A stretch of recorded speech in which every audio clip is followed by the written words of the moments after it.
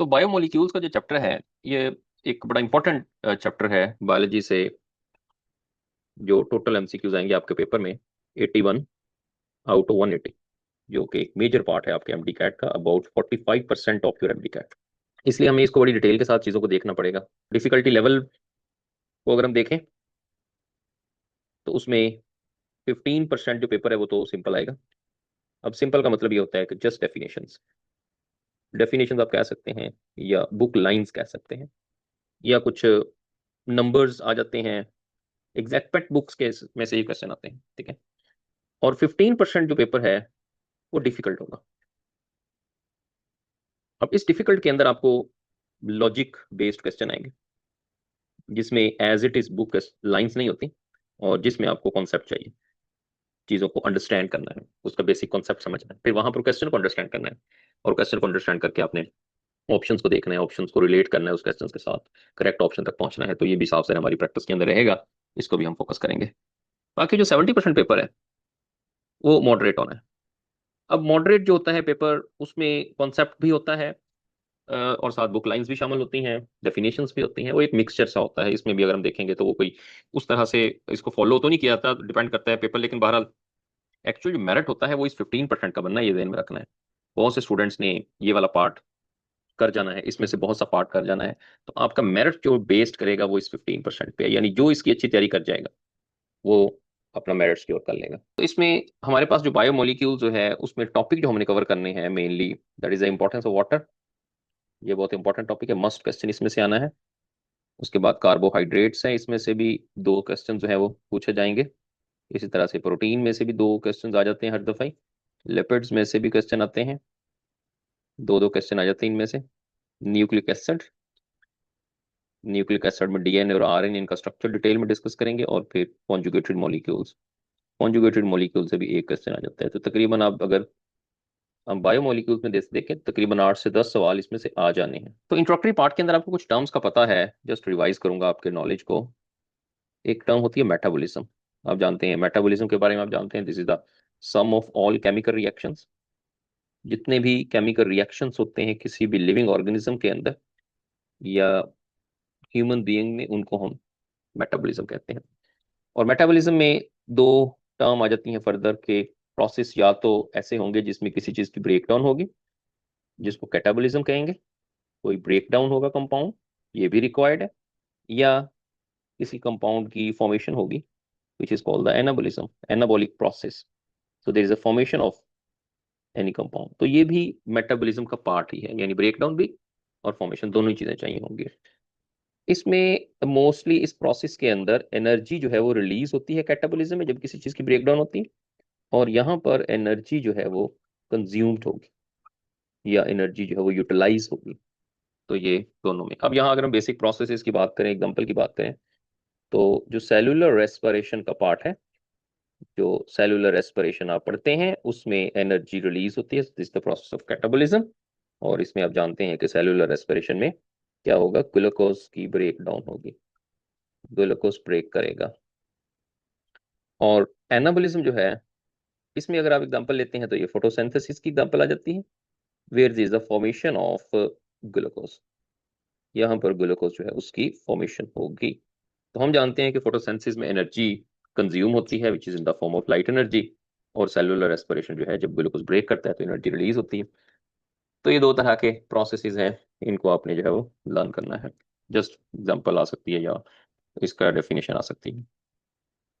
उसके बाद यहाँ एक डेफिनेशन आपको बायोकेमिस्ट्री की देखनी है। बायोकेमिस्ट्री में ये एक ऐसी साइंस मीन्स के जो ब्रांच है बायोलॉजी की, जिसमें हम स्टडी करते हैं केमिकल कंपोनेंट्स को, और साथ केमिकल रिएक्शंस को किसी लिविंग सिस्टम के अंदर।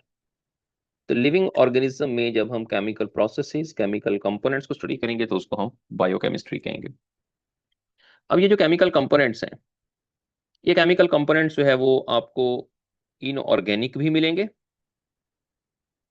और ये केमिकल कंपोनेंट जो है वो आपको ऑर्गेनिक भी मिलेंगे। दोनों तरह के केमिकल कंपोनेंट होते हैं।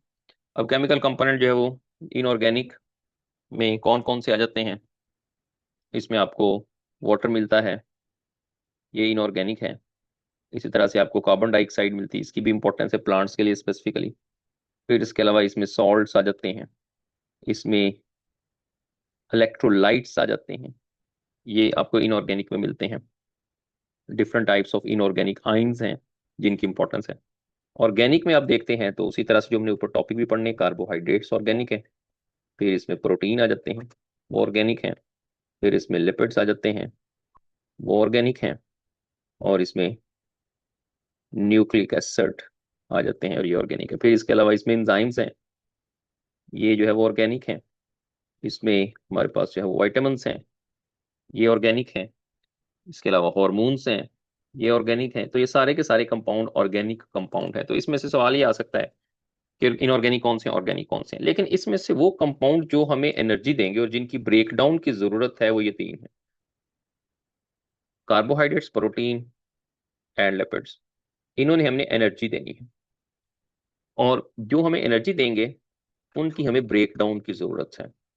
तो इट मीन्स कि इनकी ब्रेकडाउन होगी तो हमारे लिए यूजफुल होंगे, अदरवाइज ये यूजफुल नहीं है। लेकिन बाकी जो कंपाउंड लिखे हैं उनकी ब्रेकडाउन नहीं रिक्वायर्ड, उनकी अगर ब्रेकडाउन हो जाएगी तो वो हमारे लिए यूजलेस हो जाएंगे। तो ये भी एक इंपॉर्टेंट है कि किसकी ब्रेकडाउन होगी। अगर ये तीनों एनर्जी दे रहे हैं, यहाँ से दो तीन सवाल आ जाते हैं, आगे हमने पढ़ना भी है कि सबसे ज्यादा जो एनर्जी देते हैं वो इनमें से लिपिड्स हैं। ये सबसे ज्यादा एनर्जी देते हैं, यानी अगर हम देखें तो 1 ग्राम अगर आप लिपिड का लेते हैं तो अबाउट 9 किलो कैलोरीज एनर्जी आपको मिलती है यहाँ से। लेकिन अगर सबसे पहले एनर्जी देंगे, first to, if they are all are present in the body, first to utilise और द प्रोवाइड एनर्जी, सबसे पहले एनर्जी जो देनी है वो कार्बोहाइड्रेट्स ने देनी है। और सेकंड नंबर जो होगा वो लिपिड्स का होगा, और थर्ड नंबर जो होगा वो प्रोटीन का होगा। तो प्रोटीन का एनर्जी देने का नंबर सबसे आखिर में आता है। समटाइम इसका सीक्वेंस ही पूछ लिया जाता है, एनर्जी कौन पहले देगा, उसके बाद दूसरा नंबर, उसके बाद तीसरा नंबर। तो इस तरह से करके ये क्वेश्चन यहाँ पर पूछे जा सकते हैं। अब हमारे पास कुछ एलिमेंट्स भी हैं जिनको हम कहते हैं बायो एलिमेंट्स। इनके बारे में भी आपने याद रखना है। बायो एलिमेंट्स में अगर हम टोटल एलिमेंट्स देखेंगे तो टोटल जो एलिमेंट्स हैं वो 92 हैं, नेचुरली अकरिंग एलिमेंट्स जो बुक्स के अंदर मेंशन किया गया है, लेकिन इससे ज्यादा भी हैं। इसमें से जो 25 हैं वो ऑर्गेनिजम्स के अंदर प्रेजेंट होते हैं, और उनके लिए हम वर्ड यूज कर लेते हैं बायो एलिमेंट्स, ऑर्गेनिजम्स के अंदर प्रेजेंट है। अब इनमें से, इन बायो एलिमेंट्स में से 20 बायो एलिमेंट्स जो हैं वो ह्यूमंस की बॉडी मास बनाने में रोल प्ले करते हैं। ठीक है, तो ये जो 20 बायो एलिमेंट्स हैं, सॉरी 20 कह रहा हूँ, यहाँ पर हम लिखेंगे 16 बायो एलिमेंट्स। 25 में आउट ऑफ 25 16 बायो एलिमेंट्स।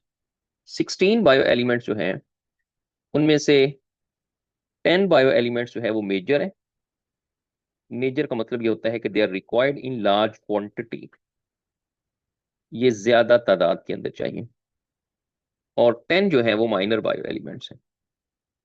और 10 माइनर जो है उसका मतलब होता है, सॉरी यहाँ पे ओके ओके, 6 मेजर है, 10 माइनर है, या 6 है। 10 जो है वो माइनर है, माइनर जो है they are required in the small quantity.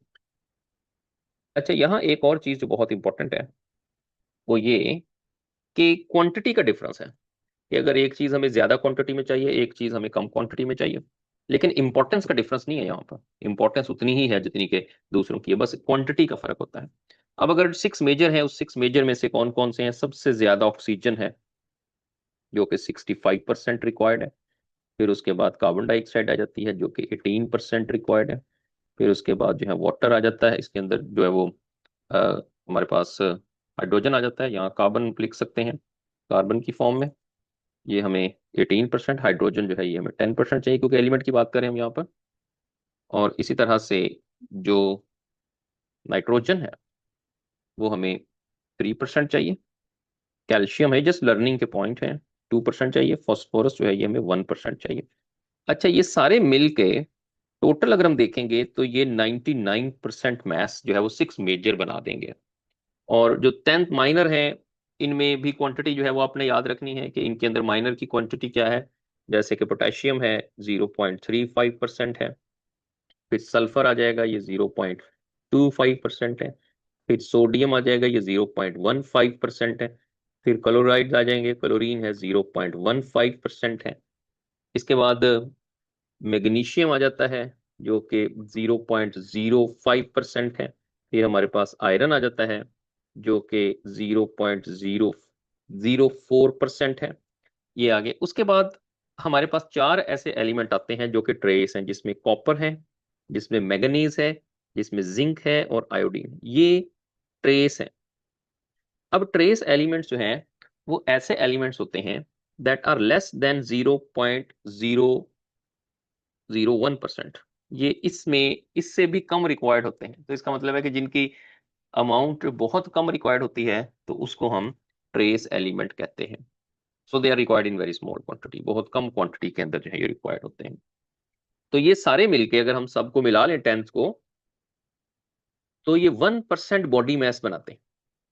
लेकिन जैसे मैंने आपको बताया कि इंपॉर्टेंस इनकी है कि अगर कोई आयोडीन है, अब आयोडीन देखिए बहुत थोड़ा सा चाहिए, लेकिन वो थोड़ा सा हमें चाहिए, ये नहीं है कि अगर हम वो बिल्कुल ना लेंगे कोई बात नहीं, उसकी इतना ज्यादा क्वांटिटी नहीं चाहिए तो, लेकिन वो उसका उतना ही ज्यादा हमें नुकसान होगा अगर हमें वो नहीं मिलेगा। तो इट मीन्स कि उसकी क्वांटिटी का तो फर्क होगा लेकिन इंपॉर्टेंस का फर्क नहीं है। They are required in very large quantity, very important but in small quantity. तो ये हमारे पास जो है वो एलिमेंट्स, बायो एलिमेंट्स वाला क्वेश्चन पूछा जा सकता है। यहाँ से परसेंटेज वाला सवाल आ सकता है, वो बहुत ज्यादा इसमें कॉन्सेप्ट नहीं है लेकिन आपको याद रखना है। इसके बाद दो और पॉइंट हैं जिनको हम पहले डिस्कस करेंगे, उनके बारे में आपको याद रखना है। एक पॉइंट हाइड्रोलिसिस का है और दूसरा पॉइंट जो है वो है कंडेंसेशन। ये दो point, hydrolysis and condensation. Condensation is called the dehydration synthesis as well, dehydration synthesis. अब इसमें दो स्टेप हैं जो कि आगे यूज होने हैं। अब हाइड्रोलिसिस में क्या होता है, हाइड्रोलिसिस के नाम से पता चल रहा है कि इसके अंदर वाटर मॉलिक्यूल जो है वो ऐड होगा, और वाटर मॉलिक्यूल के ऐड होने से जो लार्ज मॉलिक्यूल होगा वो कन्वर्ट होगा into the small molecule. Small molecule जो है they are simply the sub units, यानी वो उनके सब यूनिट्स है वो बनेंगे। लार्ज मॉलिक्यूल लाइक वो पॉलीमर है अगर कोई, तो वो सब यूनिट यानी कि मोनोमर के अंदर जो है वो कन्वर्ट होगा। तो इस तरह से जो प्रोसेस है जिसमें ब्रेक डाउन होगी किसी कंपाउंड की और उसमें वाटर ऐड होगा। कंडेंसेशन में ये होता है कि किसी भी कंपाउंड की, लार्ज कंपाउंड की फॉर्मेशन होती है, formation of the large compound. अब इस फॉर्मेशन के दौरान वाटर जो है वो रिमूव होता है। अब आप जानते हैं कि आगे हमने पढ़ना है कि लाइक अगर हमारे पास एक ग्लूकोज मॉलिक्यूल है और उसके साथ हम एक और ग्लूकोज मॉलिक्यूल जोड़ दें, तो इनके आपस में अटैच करने से हमारे पास बन जाता है माल्टोस लाइक। तो अब इसमें अगर आप ग्लूकोज का फॉर्मूला आपको पता है, तो ग्लूकोज का फॉर्मूला है C6H12O6, बड़ा सिंपल है, ग्लूकोज C6H12O6 फॉर्मूला। जब हम यहाँ पे माल्टोज बनाएंगे तो माल्टोज का फॉर्मूला है C12H22O11। अब मॉलिक्यूलर वेट के अंदर क्या चेंज आएगी, मॉलिक्यूलर वेट जो है उसमें हमारे पास जो यहाँ चेंज नजर आ रही है वो ये है कि मॉलिक्यूलर वेट ओवरऑल रिड्यूस हो गया है। कैसे, अगर आप 6 और 6 देखेंगे 12 ये तो पूरे हैं, लेकिन अगर हम यहाँ पे 12 और 12 24 देखेंगे लेकिन यहाँ 22 है। 6 और 6 12 की बजाय यहाँ पर 11 है। तो इट मीन्स कि ओवरऑल क्या हुआ है, यहाँ पर मॉलिक्यूलर वेट जो है वो डिक्रीज हुआ है। तो ये सवाल आ सकता है कि जब मोनोमर्स मिलकर पॉलीमर बनाते हैं, एक बड़ा कंपाउंड बनाते हैं, तो मॉलिक्यूलर वेट इंक्रीज नहीं होता बल्कि डिक्रीज हो जाता है, क्योंकि यहाँ पर कंडेंसेशन का प्रोसेस होता है और यहाँ से एक वाटर मॉलिक्यूल जो है वो निकल गया।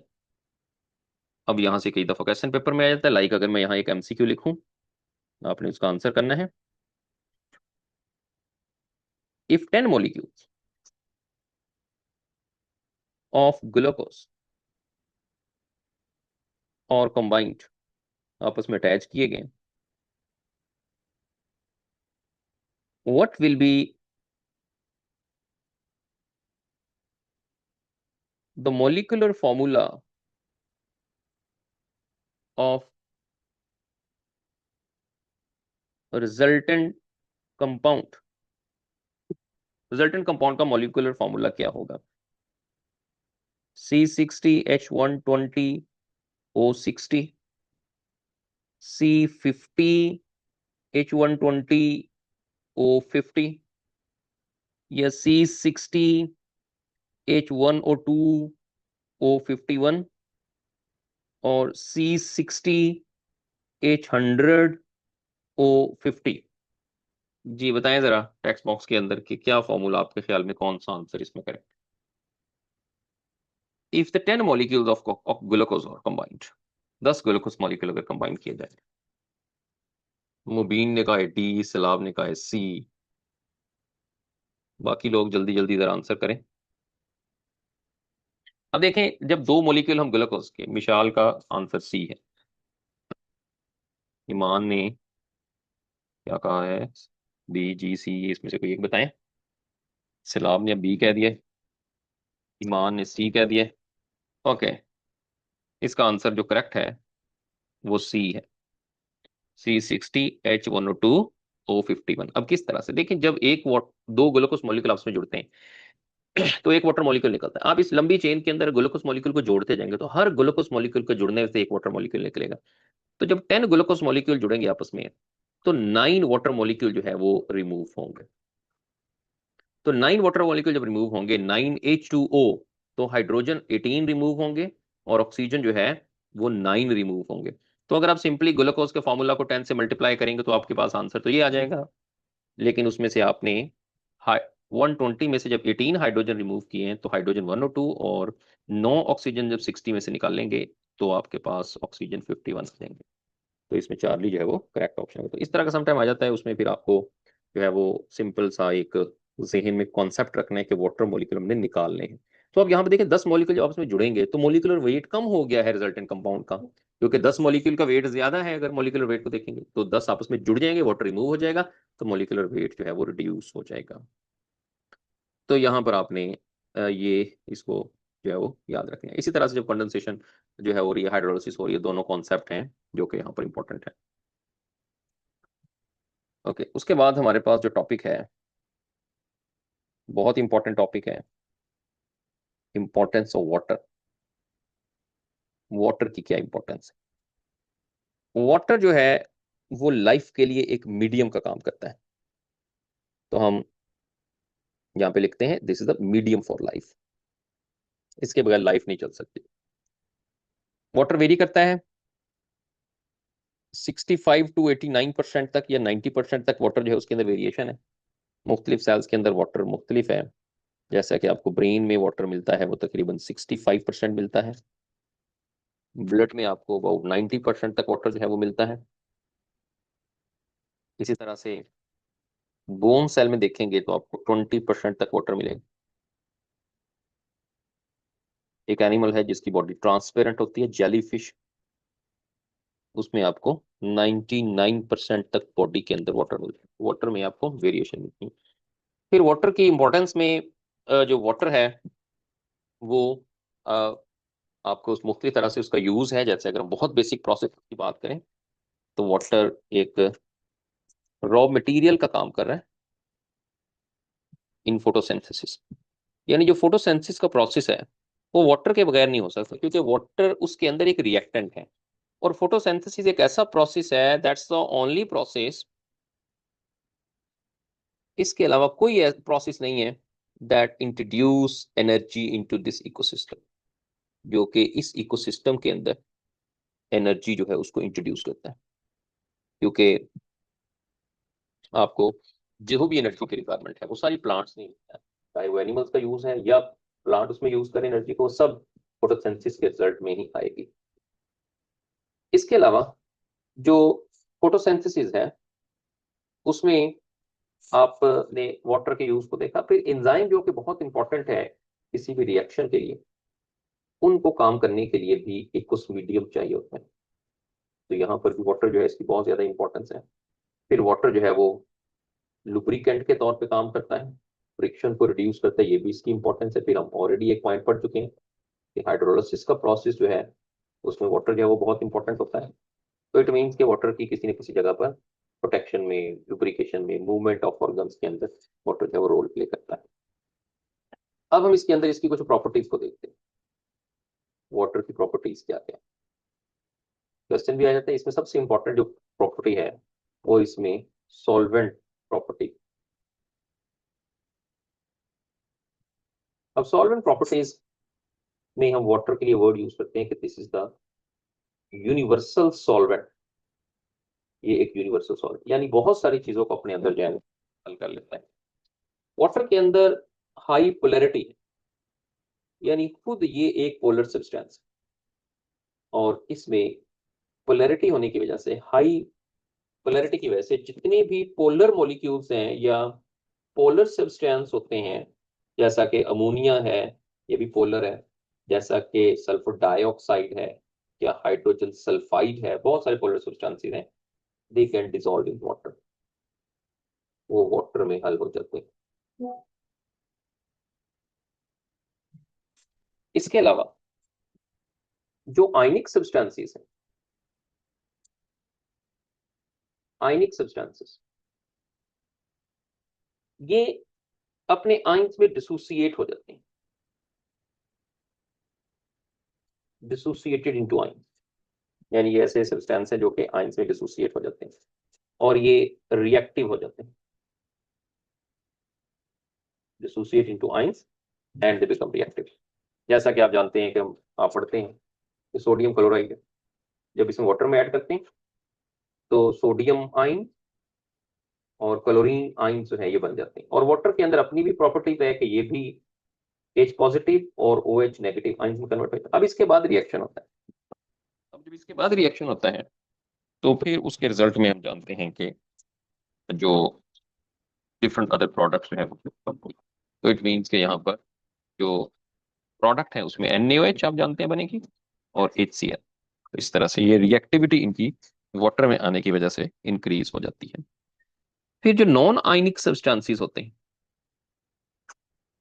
They also dissociate into dispersed in water. ये भी वाटर इन पे भी इफेक्ट करता है, ये वाटर में डिस्पर्स हो जाते हैं। और जो नॉन पोलर सब्सटेंस होते हैं, अब आप जानते हैं वाटर खुद पोलर है, तो जो नॉन पोलर सब्सटेंसेस हैं ये किसी तरह से वाटर में हल नहीं होंगे, can not dissolve in water. अब अगर ये वाटर में हल नहीं होंगे तो इनकी अपनी इंपॉर्टेंस है, और इनकी अपनी इंपॉर्टेंस क्या है कि ये हमारी बॉडी के अंदर मेंटेन करेंगे structural integrity of biological membranes, यानी जो सेल मेम्ब्रेन होती हैं उनको स्ट्रक्चर को मेंटेन करने में नॉन पोलर सब्सटेंसेस का रोल होता है, और ये नॉन पोलर सब्सटेंसेस जो है वहां पर प्रेजेंट होते हैं। अब सिंपली अगर हम यहाँ पर देखें, एक मैं यहाँ प्रॉपर्टी लिखूंगा, वो भी वाटर की प्रॉपर्टी है, इसी से रिलेट कर रही है, और वो सवाल पेपर के अंदर आ भी चुका है एक दो दफा। This is the hydrophobic exclusion. Hydrophobic exclusion. अब ये हाइड्रोफोबिक एक्सक्लूजन क्या होता है? ये नॉन पोलर जो मॉलिक्यूल्स होते हैं उनके अंदर ये टेंडेंसी, नॉन पोलर कह सकते हैं, हाइड्रोफोबिक कह सकते हैं, उनके अंदर ये टेंडेंसी होती है कि वो जब एक्वस मीडियम के अंदर जाते हैं, अब लाइक इसको अगर हम एक्वस मीडियम या वाटर के अंदर हम नॉन पोलर को डालते हैं तो वहां जाते ही वो आपस में एग्रीगेट कर लेते हैं, तो उनमें क्या होगा, उनमें एग्रीगेशन हो जाएगी, यानी वो जुड़ जाएंगे आपस में। और एग्रीगेशन करने के साथ, जब वो एग्रीगेशन करते हैं, so they will reduce the contact area,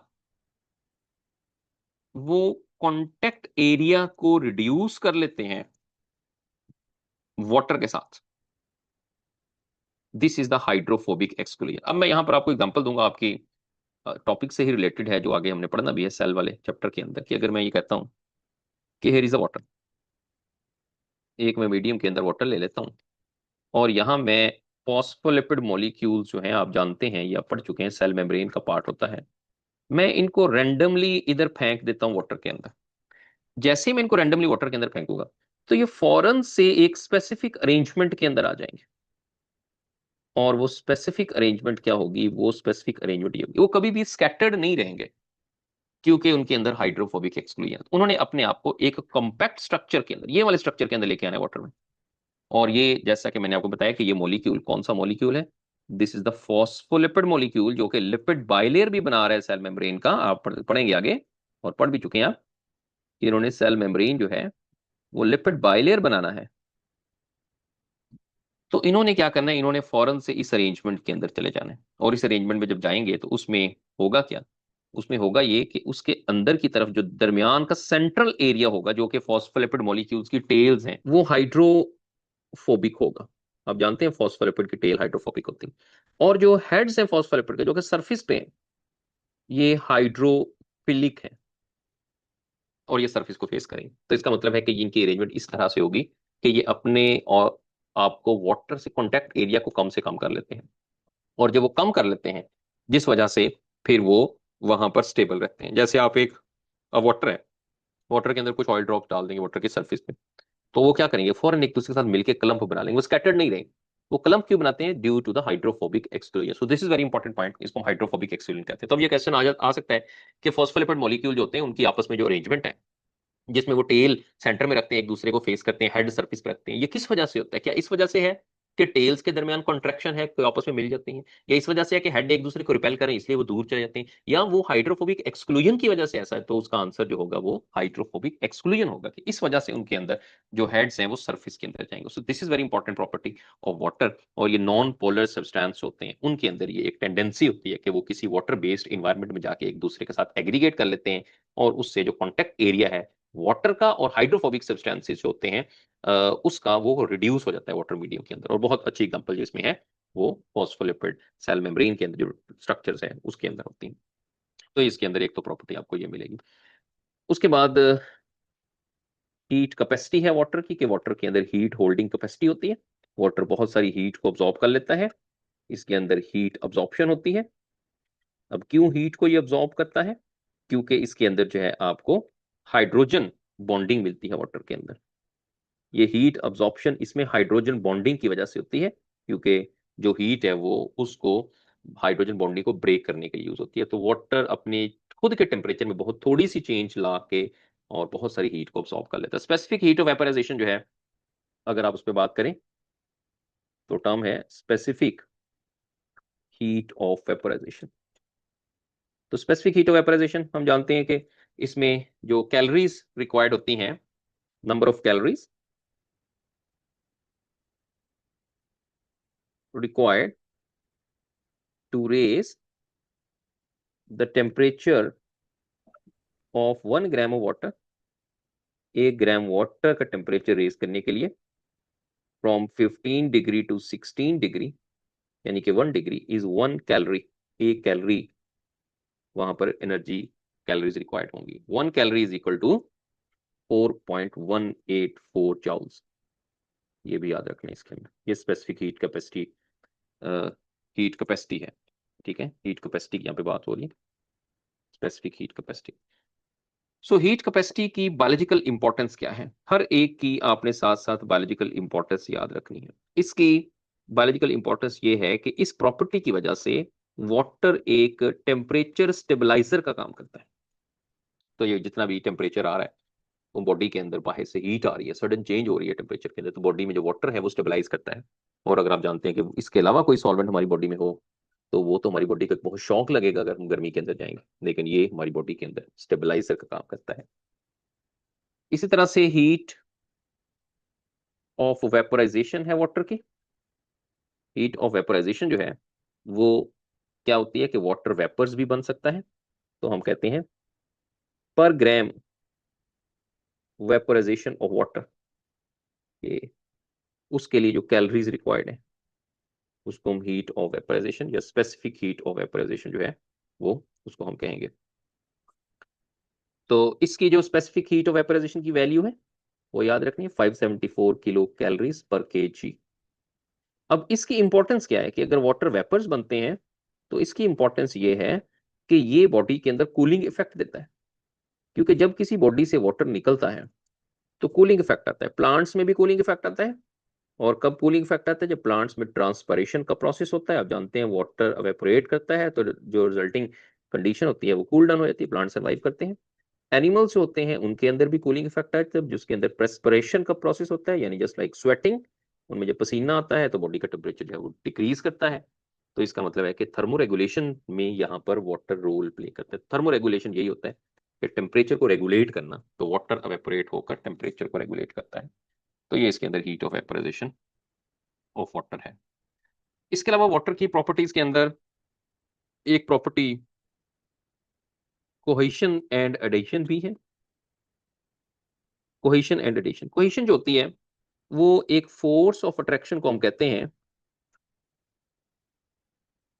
force of attraction between water molecules, कि वाटर मॉलिक्यूल्स के दरमियान जो फोर्स ऑफ अट्रैक्शन है वो कोहेशन। और इसमें जो एडहेशन है वो force of attraction between different molecule. तो यहां पर जो फोर्स ऑफ अट्रैक्शन है वो between water and cell wall, cell wall हम कह सकते हैं या सेलुलोज हम कह सकते हैं, उसके दरमियान जो है वो फोर्स ऑफ अट्रैक्शन आपको यहाँ पर मिलेगी। तो इसमें दोनों तरह से क्या फायदा होता है, देखिए जब force of attraction water molecule के दरमियान होती है तो ये हमें हेल्प करता है ट्रांसपरेशन पुल के दौरान। और ट्रांसपरेशन पुल के रिजल्ट में एक फिनोमिना जो देखते हैं, एसेंट ऑफ सैप, यानी वाटर ऊपर जाता है पत्तों की तरफ, जड़ों से सॉइल से वाटर अब्जॉर्ब होता है और ऊपर लीव्स तक जाता है। वो लीव्स तक जो वाटर जा रहा है वो इसी वजह से जा रहा है कि वाटर के मॉलिक्यूल एक दूसरे को खींचते हैं और ऊपर लेके जाते हैं। अदरवाइज प्लांट के इतने ऊंचे प्लांट होते हैं 200 मीटर 600 फीट, तो वहां तक कैसे पानी जाएगा। तो ये एक बहुत इंपॉर्टेंट फिनोमिना है। सेलुलोज के अंदर जब वाटर के लिए अफिनिटी है तो सेलुलोज वाटर को ड्रिंक कर लेता है। इस फिनोमिना को हम कहते हैं, आपने पढ़ा हुआ है, इम्बिबिशन। ये एक फिनोमिना जो कि सैक्स ने बताया था 1874 में, कि वाटर जो है वो इम्बाइब करते हैं सेल वॉल ऑफ प्लांट, जिसकी वजह से लकड़ी जो पानी में रखते हैं तो फूल जाती है। ये इसी वजह से होता है कि सेलुलोज पानी को जज़ब कर लेता है। और इसके रिजल्ट में वाटर फ्लो का एक पाथवे भी बनता है, अगर आपको याद हो, आगे हम पढ़ेंगे भी, एपोप्लास्ट पाथवे, कि वाटर सेल वॉल में से गुजर के भी मूव करता है। और वो सिर्फ इसी सूरत में है कि वाटर मॉलिक्यूल जो है उसके लिए सेलुलोज के अंदर एफिनिटी होती है और वो उसको अब्सॉर्ब कर लेता है। तो ये प्लांट्स के अंदर जो जाइलम है, उनकी सेल वॉल है, वहां से वाटर जो है वो ऊपर जाता है। वाटर के अंदर एक हम पॉइंट डेंसिटी का भी डिस्कस करेंगे इसकी प्रॉपर्टी में, डेंसिटी ऑफ वाटर, या हम एक वर्ड लिखते हैं एनॉमलस बिहेवियर ऑफ वाटर। अब ये क्या है, वाटर का एनॉमलस बिहेवियर ये है कि वाटर जो है वो अगर 4 डिग्री से कम टेम्परेचर पे जाएगा, बिलो 4 डिग्री, तो इसके बिहेवियर के अंदर चेंज आती है। अब ये 4 डिग्री से जैसे ही कम जाएगा तो ये एक्सपैंड करेगा, और एक्सपैंड करने से इसकी डेंसिटी जो है वो कम होगी। और जब इसकी डेंसिटी कम होगी और साथ ही ये आइस क्रिस्टल्स बनना शुरू कर देता है, और आइस क्रिस्टल करके ये फ्लोट करती है आइस क्रिस्टल सरफेस के ऊपर। तो ये वाटर की एक प्रॉपर्टी है कि वो आइस कंडीशंस के अंदर चला जाता है, तो उसकी डेंसिटी कम होगी, लाइटर हो जाता है, और above the surface of the high dense water, यानी ऊपर आ जाता है। तो अक्सर आपने देखा होगा कि अगर मैं ये कहता हूं कि एक झील है, लाइक लेक है, तो लेक कहां से फ्रोजन फॉर्म में आपको मिलती है अगर टेम्परेचर, क्या ये बेस से जमती है या सरफेस से जमती है। तो आप जानते हैं कि जो आइस बनती है वो टॉप पे आइस बनती है, यहाँ आइस होती है, लेकिन नीचे वाटर रहता है, और वहां पर बहुत सारी जो इक्वेटिक लाइफ है वो उस वाटर के अंदर ही रहती है। तो इसके अंदर यहाँ आइस होगी, और वो यहाँ से हीट भी बाहर नहीं जाने देगी, और साथ जो है वो नीचे लाइफ भी प्रोटेक्ट रहेगी। तो इसका मतलब है ये वाटर की जो प्रॉपर्टी है वो ये है कि वो बैरियर का काम भी करते हैं, एक इंसुलेटिंग लेयर का काम भी करते हैं। जो नीचे वाटर होता है ऊपर आइस होती है, तो ये एक वाटर की डेंसिटी की वजह से ऐसा होता है। तो ये भी वाटर की आपको जो है वो प्रॉपर्टी मिलती है। बाकी वाटर की हमने बात की, आयनाइजेशन है इसके अंदर, इससे पहले देखा हाइड्रोजन आइन हाइड्रोक्सिल आइन प्रोड्यूस करता है। और आयनाइजेशन के लिए आपने एक पॉइंट और याद रखना है कि आइंस तो वाटर बनाता ही है, लेकिन रूम टेम्परेचर पर 25 डिग्री के अंदर भी इसमें आयनाइजेबिलिटी होती है। और इसकी जो हाइड्रोजन और हाइड्रोक्सिल आइन देने की एबिलिटी होती है प्योर वाटर की, दैट इज 10⁻⁻⁷ मोल पर लीटर। तो ये आपको वहां पर इसके अंदर आयनाइजेशन एबिलिटी मिलेगी। तो कार्बोहाइड्रेट्स पे हम बात करेंगे, बहुत ही इंपॉर्टेंट टॉपिक है, और इससे रिलेटेड कौन कौन से कॉन्सेप्ट हैं जो कि आपके एग्जाम के अंदर पूछे जा सकते हैं। जैसा कि हम यहाँ पर कार्बोहाइड्रेट्स को जब इसके लिटरल मीनिंग देखते हैं तो हम ये कहते हैं कि they are the hydrated carbons. अब हाइड्रेटेड कार्बन इस वजह से कहते हैं क्योंकि जब इसका फॉर्मूला आप देखते हैं लाइक CH2O होल N, तो इट मीन्स के जैसे कार्बन के अंदर वाटर ऐड हो गया है, क्योंकि यहाँ पर हाइड्रोजन ऑक्सीजन की ratio most of the cases 2:1 होती है, इस वजह से इसके लिए वो हाइड्रेटेड कार्बन जो है वो यूज करते हैं। तो इसमें एलिमेंट जो है वो कार्बन है, हाइड्रोजन है, ऑक्सीजन, 3 एलिमेंट। तो हाइड्रोजन और ऑक्सीजन की रेशियो 2:1 होती है mostly, but not in all, लेकिन सब में नहीं। तो इसका मतलब है कि इसको आइडेंटिफाई करने के लिए सिर्फ हम रेशियोज को देख आइडेंटिफाई नहीं कर देंगे। बहुत से ऐसे कंपाउंड हैं जिनमें 2:1 है लेकिन वो कार्बोहाइड्रेट्स नहीं है, और कुछ ऐसे कंपाउंड भी हैं जो कि कार्बोहाइड्रेट्स तो हैं लेकिन उनके अंदर 2:1 नहीं है, जिसकी वजह से हमें कार्बोहाइड्रेट्स को केमिकली स्टडी करना पड़ता है कि कार्बोहाइड्रेट्स जो है वो केमिकली किससे बने होते हैं, तो वहां से हम इसको आइडेंटिफाई करेंगे। तो कार्बोहाइड्रेट्स को केमिकली दो पार्ट में हम रखेंगे कि केमिकली कार्बोहाइड्रेट्स पोली हाइड्रोक्सी एल्डिहाइड हो सकते हैं या फिर पॉलीहाइड्रोक्सी कीटोन्स हो सकते हैं। एक पार्ट ये डेफिनेशन का है। दूसरा, कार्बोहाइड्रेट्स केमिकली ऐसे कॉम्प्लेक्स सब्सटेंसेस हो सकते हैं जो कि यील्ड करें पॉलीहाइड्रोक्सी एल्डिहाइड और पॉलीहाइड्रोक्सी कीटोन्स ऑन हाइड्रोलिसिस। यानी इट मींस दैट के दो तरह के कार्बोहाइड्रेट्स होंगे, या तो वो डायरेक्ट पॉलीहाइड्रोक्सी एल्डिहाइड या कीटोन्स होंगे। अगर तो वो डायरेक्ट पॉलीहाइड्रोक्सी एल्डिहाइड और कीटोन्स हैं तो ये वो वाले कार्बोहाइड्रेट्स होंगे जो कि सिंपल कार्बोहाइड्रेट्स हैं। और सिंपल कार्बोहाइड्रेट्स कौन से, इसमें जो ग्रुप आता है वो मोनोसैकराइड्स का होगा। और दूसरे हम जैसे यहाँ वर्ड है कॉम्प्लेक्स कार्बोहाइड्रेट्स, जो कि डायरेक्ट पॉलीहाइड्रोक्सी एल्डिहाइड कीटोन नहीं होंगे, बल्कि वो पॉलीहाइड्रोक्सी एल्डिहाइड कीटोन बनाएंगे जब उनकी हाइड्रोलिसिस होगी। तो वो कौन कौन से होंगे, दो ग्रुप हम इसमें पढ़ेंगे, ओलिगो एंड पॉलीसैकराइड्स। तो इसका मतलब ये हुआ कि इन केस अगर क्वेश्चन आ जाए इस तरह का कि बताएं which the following carbohydrates never yield polyhydroxy aldehydes। अब उसमें एक आपके पास कार्बोहाइड्रेट में ऑप्शन है स्टार्च, दूसरी आपके पास ग्लाइकोजन, तीसरी आपके पास माल्टोस, और डेल्टा आपके पास ग्लूकोज। तो कौन से ऐसे कार्बोहाइड्रेट्स हैं जो कि पॉलीहाइड्रोक्सी एल्डिहाइड कीटोन यील्ड नहीं करेंगे? हैं तो सारे कार्बोहाइड्रेट्स। यस, जीशान ने, कंवल ने, सब ने करेक्ट आंसर किया है कि ग्लूकोज जो है वो, क्योंकि ये खुद मोनोसैकराइड, ये खुद पॉलीहाइड्रोक्सी एल्डिहाइड हैं, जिसकी वजह से ये यील्ड नहीं करेंगे, बाकी सारे यील्ड करेंगे। इन सब की हाइड्रोलिसिस हो सकती है जब इनके अंदर हम वाटर ऐड करेंगे। तो वाटर ऐड करने के बाद they will all yield polyhydroxy aldehyde, ये सारे पॉलीहाइड्रोक्सी एल्डिहाइड यील्ड करेंगे। इसका मतलब है कि जो ग्लूकोज होते हैं, यानी कि अब ये मोनोसैकराइड्स, तो मोनोसैकराइड जो है उनकी हाइड्रोलिसिस नहीं हो सकती, नॉट हाइड्रोलाइज्ड। एक तो ये पॉइंट याद रखना। दूसरा, इस तरह का भी सवाल आ जाता है कि बताएं कौन से ऐसे कार्बोहाइड्रेट हैं जिनमें ग्लाइकोसिडिक लिंकेज नहीं होता। तो मोनोसैकराइड के अंदर ग्लाइकोसिडिक लिंकेज भी नहीं होता, क्योंकि ये एक सब यूनिट है। तो लिंकेज तब बनेगा जब वो मिलेंगे आपस में। तो यहाँ समटाइम कंफ्यूज हो जाते हैं चीजों के साथ और आप गलती कर देते हैं। तो मोनोसैकराइड्स की ये कुछ प्रॉपर्टीज हैं, तो इसमें आपने याद रखना है। तो इस तरह से जब भी हम देखेंगे वो पॉलीहाइड्रोक्सी एल्डिहाइड या कीटोन्स की फॉर्म में जो है आपको यहाँ पर नजर आएंगे। कार्बोहाइड्रेट जो है इनका जनरल फॉर्मूला भी एग्जाम के अंदर जो है वो पूछा गया है। तो अगर जनरल फॉर्मूला इसका आता है तो आप लिखेंगे CxH2O, ये इसका जनरल फॉर्मूला है।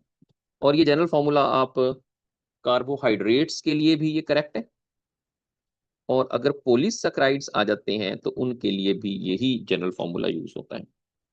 और ये पिछले सालों में एग्जाम में आ भी चुका है। अगर एक फॉर्मूला इस तरह से लिखा हो CH2ON like this for whole part, या CnH2O H2N और N ऐसे लिखा हो, या फिर CnH2ON इस तरह से लिखा, तो ये आपको जो जनरल फॉर्मूला मिलेगा ये मोनोसैकराइड्स का जनरल फॉर्मूला मिलेगा, ऊपर वाला पॉलीसैकराइड्स का, और ये तीन वेरिएंट मैंने आपको बता दिया, तीन तरह से लिखा जा सकता है, तो ये मोनोसैकराइड का मिलेगा।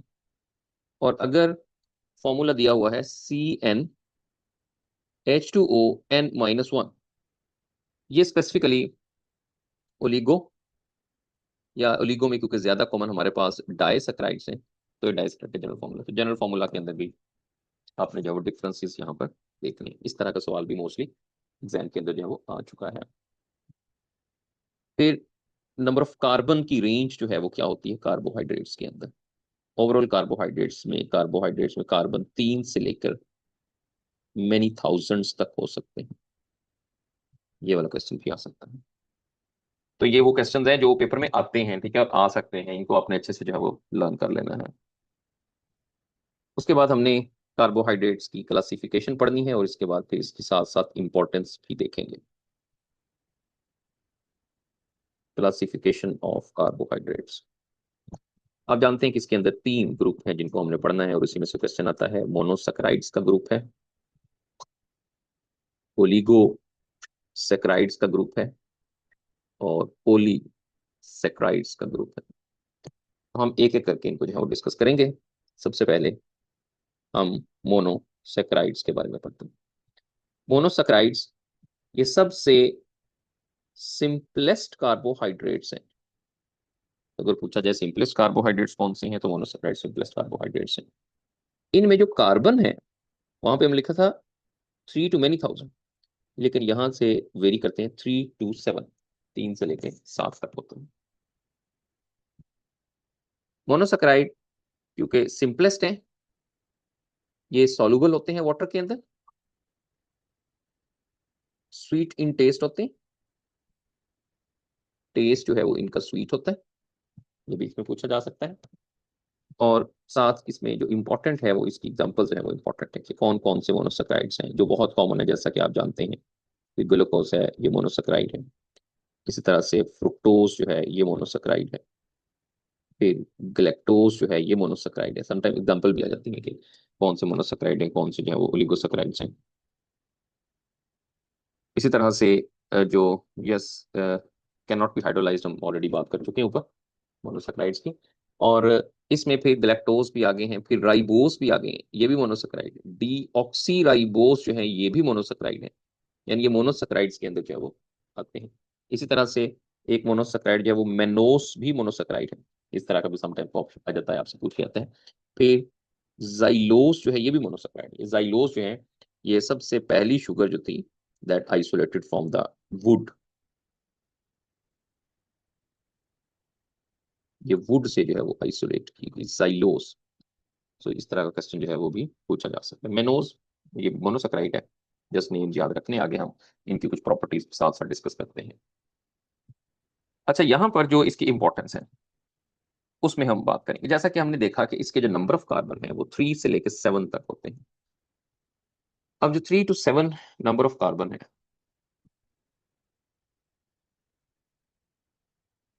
जाइलोज जो है वो वुड के अंदर प्रेजेंट है। जस्ट आपने देखें, हम यहाँ पर जितनी डिटेल हमें रिक्वायर्ड है ना, हम उतनी ही पढ़ेंगे, उससे ज्यादा नहीं पढ़ सकते, क्योंकि एक स्पेसिफिक टाइम के अंदर हमने सिलेबस को भी कंप्लीट करना है। तो यही चीजें अगर आप लर्न कर लें स्मार्ट वर्किंग में, तो आपके लिए इनफ होंगे, ठीक है। अदरवाइज भी साफ है, अगर हम ये अब एक एडिशनल पॉइंट है, जरूरी नहीं है पेपर में नहीं आया कभी भी, लेकिन जस्ट आपको पता होना चाहिए, you should be prepared for the adverse condition कि अगर आ जाए कि जाइलोज क्या है, तो आपको पता होना चाहिए कि ये मोनोसैकराइड है, ठीक है, वुड के अंदर ये प्रेजेंट होते हैं। डिटेल हम उस पर जाएंगे जो हमें रिक्वायर्ड है और जो आपको जरूरत है, जो पेपर में आ सकता है। जिस चीज का पेपर में आने के चांसेस बहुत कम है, फिर हम उस पर बहुत डिटेल में जाएंगे, बस कम से कम उनका लिंक आपको जो है पता होना चाहिए। अब जो इंपॉर्टेंट चीज है वो डिफरेंट मोनोसैकराइड्स की हम फॉर्म्स को देखें। हम देखते हैं कि 3 कार्बन से लेकर ये 7 कार्बन तक होते हैं। तो आपको पता होना चाहिए कि 3 कार्बन वाले मोनोसैकराइड जिनको हम ट्राइओस कहते हैं, तो उस ट्राइओस की जो फॉर्म है उसमें एल्डो फॉर्म और कीटो फॉर्म, 2 फॉर्म आपने जो है वो बतानी है। तो ट्राइओस की एल्डो फॉर्म जो है दैट इज द ग्लिसरल्डिहाइड, और जो कीटो है इसकी जो फॉर्म आपको मिलेगी दैट इज द, ये ट्राइओस ही है, डाई हाइड्रोक्सी एसीटोन, ये इसकी कीटो फॉर्म। क्योंकि आप जानते हैं एल्डो फॉर्म भी होती है और कीटो फॉर्म भी होती है। किस तरह से आप आइडेंटिफाई करेंगे कि ये एल्डो है, ये कीटो है। अब अगर ये ट्रायोज है तो इसका फॉर्मूला क्या होगा, C3H6O3, ये इसका फॉर्मूला है। और दोनों का सेम फॉर्मूला है। एंड बोथ और द आइसोमर्स, दोनों के दोनों आइसोमर्स हैं, क्योंकि इनके अंदर केमिकल फॉर्मूला दोनों का ये है C3H6O3, लेकिन स्ट्रक्चरल फॉर्मूला में ऑब्वियसली फर्क है इसके अंदर। क्या डिफरेंस है? ट्रायोज है, 3 कार्बन वाले हैं, कार्बन आपको 3 मिलेंगे यहाँ पर दोनों में। और जो भी कार्बोहाइड्रेट होगा, मोनोसैकेराइड की हम बात कर रहे हैं, उसमें जितने भी कार्बन होंगे तमाम के साथ हाइड्रोक्सल ग्रुप होता है सवाए एक के। ये मैं एक को छोड़ के बाकियों के साथ हाइड्रोक्सल ग्रुप जो है वो लगा रहा हूं। अब आप देखेंगे कि एल्डो फॉर्म को मैंने 1 के साथ हाइड्रोक्सल ग्रुप नहीं लगाया, और कीटो फॉर्म में मैंने कार्बन नंबर 2 के साथ हाइड्रोक्सल ग्रुप नहीं लगाया। तो ये भी एक क्वेश्चन आ सकता है, किसके अंदर हाइड्रोक्सल ग्रुप नहीं होता। तो जिसमें हाइड्रोक्सल ग्रुप नहीं हो रहा, आप जानते हैं कि वहां पर कार्बोनाइल ग्रुप होगा, जिसकी वजह से वो एल्डिहाइड या कीटोन ग्रुप बनेगा। अब इन केस में यहां पर देखूं, कार्बन नंबर 1 जो है वो कार्बन नंबर 1 के साथ ये डबल बॉन्ड O होगा, और इधर कार्बन नंबर 2 के साथ डबल बॉन्ड O होगा। तो इस वजह से हम ये देखेंगे कि जिसमें कार्बन नंबर 1 के साथ ऑक्सीजन प्रेजेंट है, या इसको ओवरऑल हम कहते हैं कार्बोनाइल ग्रुप, तो इसका मतलब है कि वो एल्डो शुगर होगी, ये याद रखना है। और अगर कार्बन नंबर 2 के साथ कार्बोनाइल ग्रुप है तो ये कीटो शुगर होगी। बस यही आइडेंटिफिकेशन है। 1 के साथ है तो एल्डो है, और 2 के साथ जो है तो कीटो है। बाकी आप जानते हैं इसकी वैलेंसी को पूरा करना होता है, कार्बन की वैलेंसी 4 होती है। तो यहाँ एक हाइड्रोजन लगाएंगे, इसकी वैलेंसी पूरी हो जाएगी, फिर यहाँ हाइड्रोजन लगाएंगे, इसकी वैलेंसी पूरी हो जाएगी।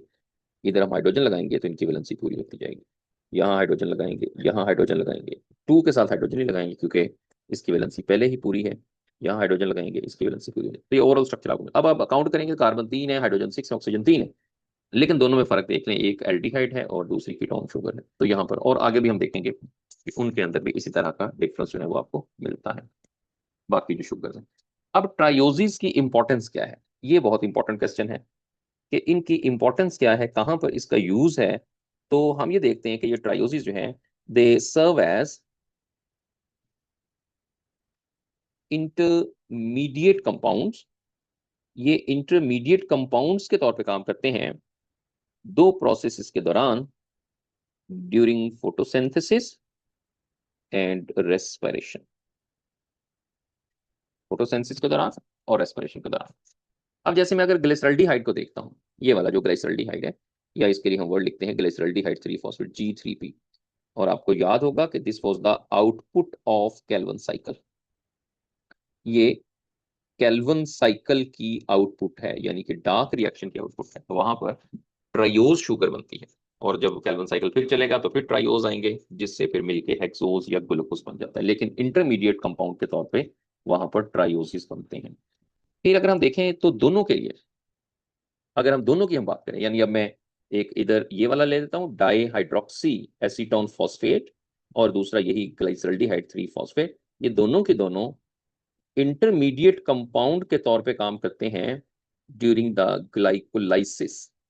तो ग्लाइकोलाइसिस जो है वो, जिन लोगों ने पढ़ा है उनको पता है कि ग्लूकोज जब ब्रेक करता है तो ग्लूकोज हेक्सोज होता है। जब वो ब्रेक करेगा तो पहले वो 2 ट्रायोसिस बनाएगा, और कौन कौन से ट्रायोसिस बनाएगा, वो यही एक ग्लाइसरल्डिहाइड और एक डाइहाइड्रोक्सी एसीटोन बनाता है। तो ये आपको इसके अंदर ट्रायोसिस जो है इनकी इंपॉर्टेंस मिलती है। सो दिस इज वेरी इंपॉर्टेंट। ये वाला क्वेश्चन जो है वो पेपर के अंदर आ सकता है, और ये इंपॉर्टेंट है। उसके बाद हम बात करेंगे 4 कार्बन वाले, जिनको टेट्रोस कहते हैं। टेट्रोस की एक फॉर्म एल्डो फॉर्म है। एल्डो फॉर्म के लिए हम वर्ड यूज करते हैं अरिथ्रोस, ये एल्डो है। और कीटो फॉर्म को हम देखेंगे तो वो है अरिथ्रुलोज, ये आपको, ठीक है, फॉर्मूला वही बनाएंगे तो C4H8O4। अब ये जो टेट्रोसिस होते हैं, ये रेयरली प्रेजेंट होते हैं, ये इतने कॉमन नहीं है, बट ये इंटरमीडिएट के तौर पे काम करते हैं इन फोटोसिंथेसिस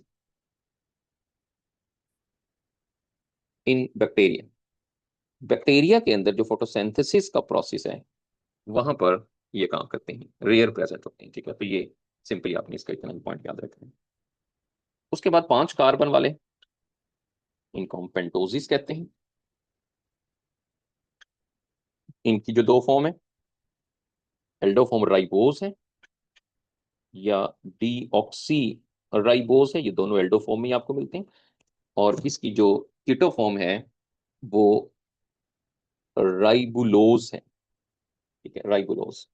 और इसी तरह से पेंटोसिस में जैसे हमने इससे पहले पढ़ा था जाइलोस, ये भी पेंटोस 5 कार्बन वाला है। और कीटो फॉर्म इसकी जाइलुलोज है। तो यहाँ एक और पॉइंट आपने याद रख लेना है कि जाइलोस एक पेंटोज शुगर है। ठीक है, तो इस तरह से यहाँ पर हम पेंटोजिस को देखते हैं। तो कार्बन नंबर इसमें 5 है, हाइड्रोजन जो होते हैं वो 10 होते हैं, O5 होते हैं। लेकिन जब आप डीऑक्सीराइबोस में देखते हैं तो इसका फॉर्मूला है C5H10O4। इसमें एक ऑक्सीजन कम होती है। और वो एक ऑक्सीजन कहाँ पर कम होती है? कार्बन नंबर 2 जो है उसमें एक ऑक्सीजन जो है वो कम होती है। तो ये भी क्वेश्चन जो है वो एग्जाम में पूछा जा सकता है। अब पेंटोसिस कहाँ पर कॉमन है? पेंटोसिस जो है वो जो राइबोज है और डीऑक्सीराइबोस है या राइबोलोज है, वो हमें मुख्तलिफ जगहों पर जो है वो मिलेंगे। और उसमें हम इसमें पॉइंट नोट कर लेते हैं कि कहाँ कहाँ पर वो हमें मिल सकते हैं। जैसा कि राइबोस कहाँ पर प्रेजेंट होते हैं? राइबोस ये आरएनए न्यूक्लियोटाइड में प्रेजेंट होते हैं। आरएनए न्यूक्लियोटाइड में राइबोस होते हैं। इसके अलावा ये एटीपी में भी राइबोस होते हैं, एडीपी में भी राइबोस होते हैं, और एएमपी में भी राइबोस होते हैं। यानी एडिनोसिन डाइफॉस्फेट, ट्राइफॉस्फेट, मोनोफॉस्फेट, इनके अंदर राइबोसिस प्रेजेंट होते हैं। डीऑक्सी राइबोस कहाँ प्रेजेंट होते हैं? ये डीएनए के न्यूक्लियोटाइड में प्रेजेंट होते हैं, डीएनए के न्यूक्लियोटाइड में। तो ये भी इसमें इंपॉर्टेंट है। फिर जो राइबुलोज हैं ये कीटो फॉर्म है, ये 5 कार्बन वाले नहीं। लेकिन ये कहां पर है? ये एक इनिशियल रिएक्टेंट है, initial reactant in the Calvin cycle.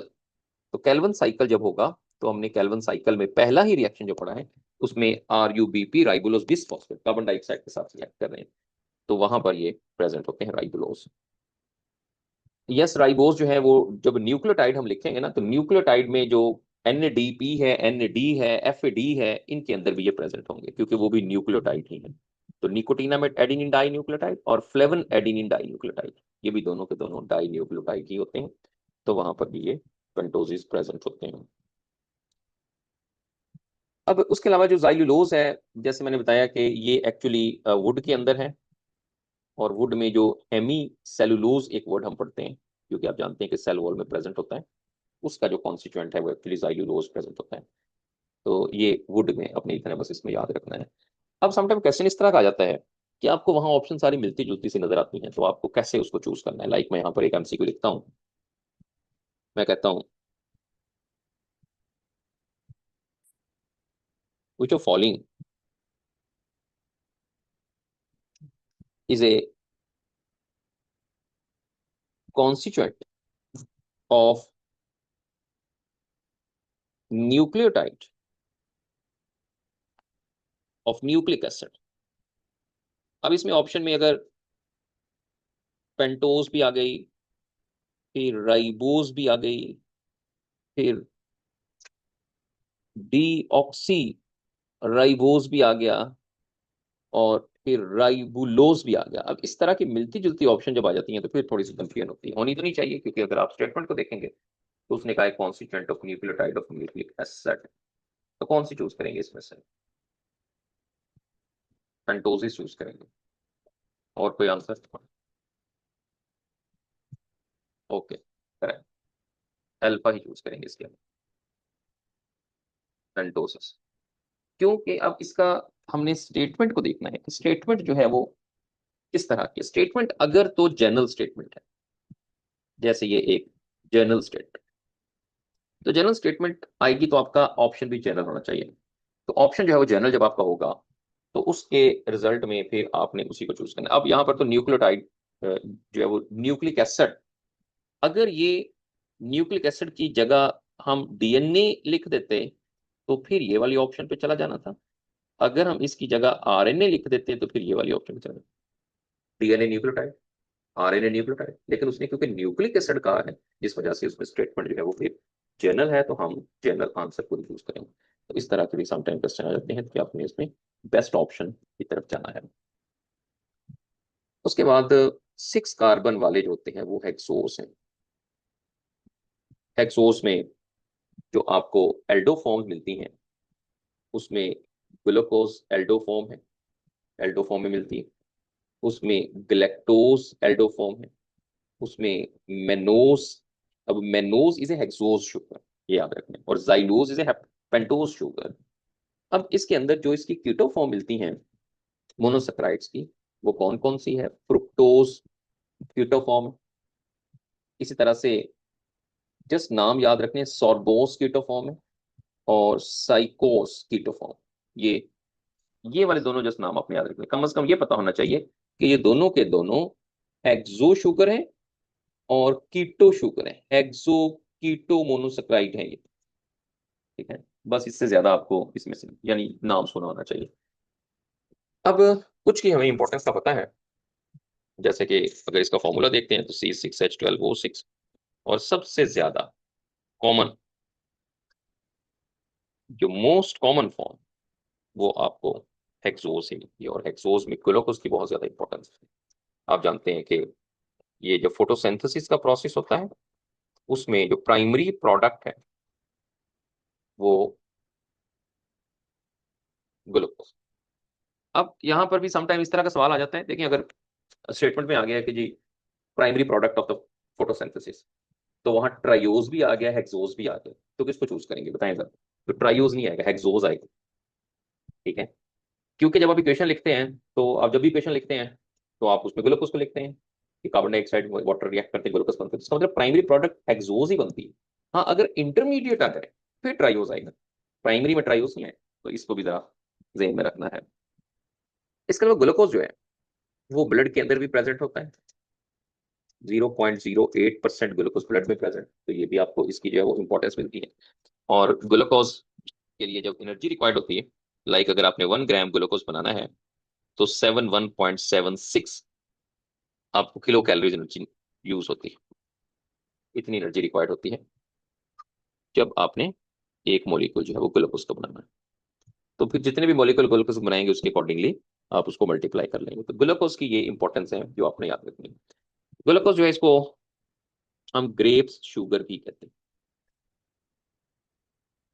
ये भी पूछा जा सकता है।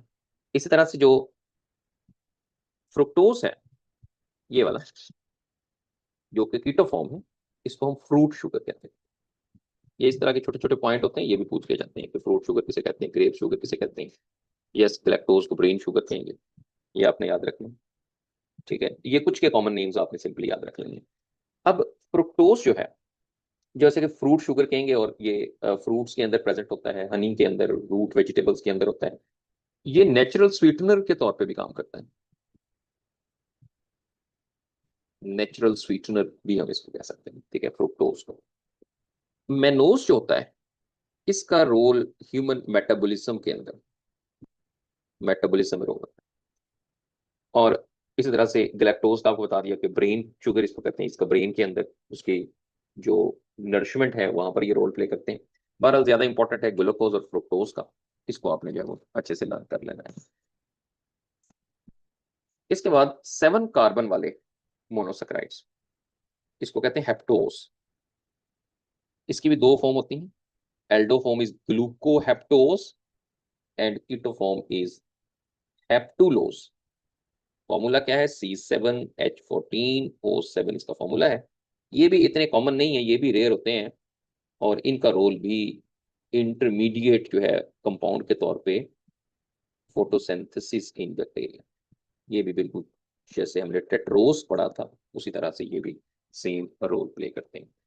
तो ये आपके पास डिफरेंट जो मोनोसेक्राइड्स हैं उनकी इंपॉर्टेंस भी हमने यहाँ पे देख ली, और साथ साथ उनमें डिफरेंसेस हैं वो भी यहाँ पर हमने देख ली। तो अब हमारे पास ये डी ग्लूकोज और एल ग्लूकोज, अब ये स्टीरियोकेमिस्ट्री में एक दो कॉन्सेप्ट हम सिर्फ यहाँ पर डिस्कस करेंगे।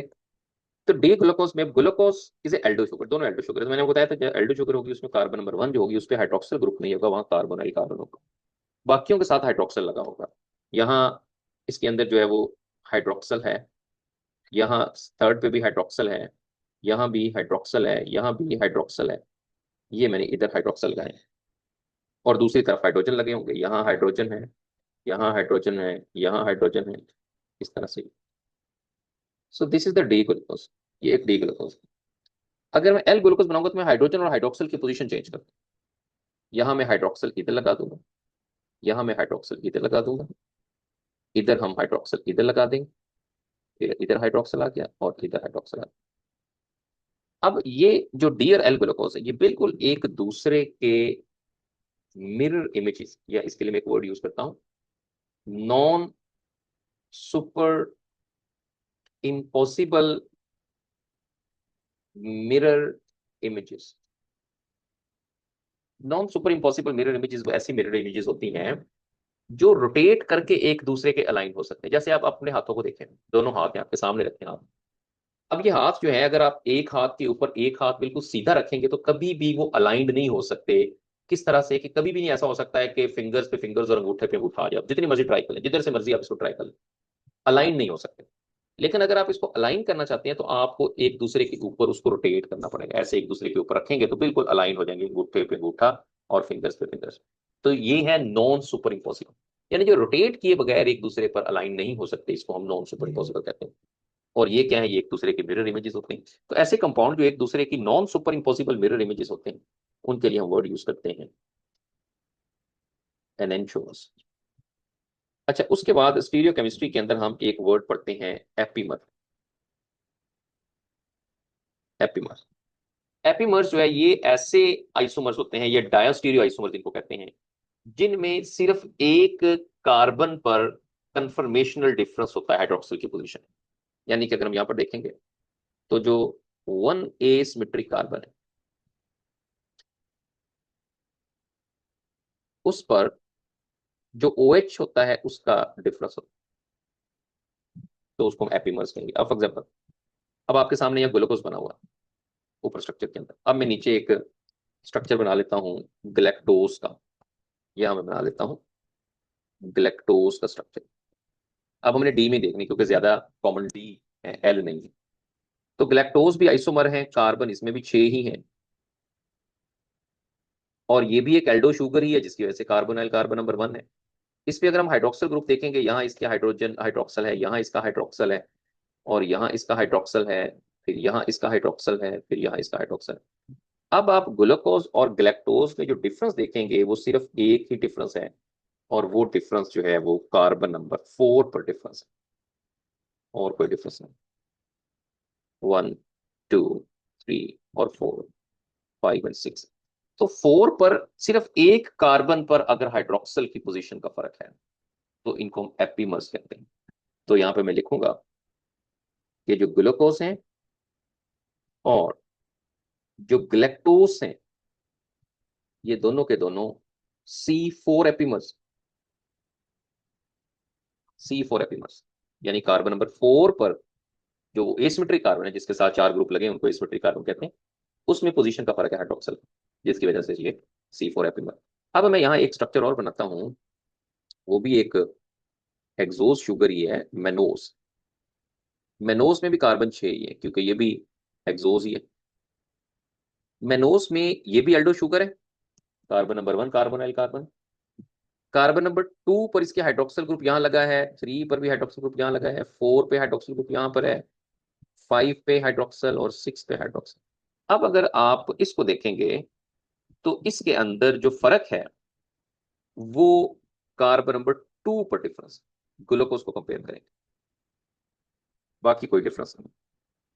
तो इसका मतलब है ग्लूकोज और मेनोज में सिर्फ एक कार्बन पर हाइड्रोक्सल की पोजीशन का फर्क है, and that is the carbon number 2, जिसकी वजह से हम यहाँ पर ये कह सकते हैं कि जो ग्लूकोज हैं और मेनोस हैं ये C2 एपिमस।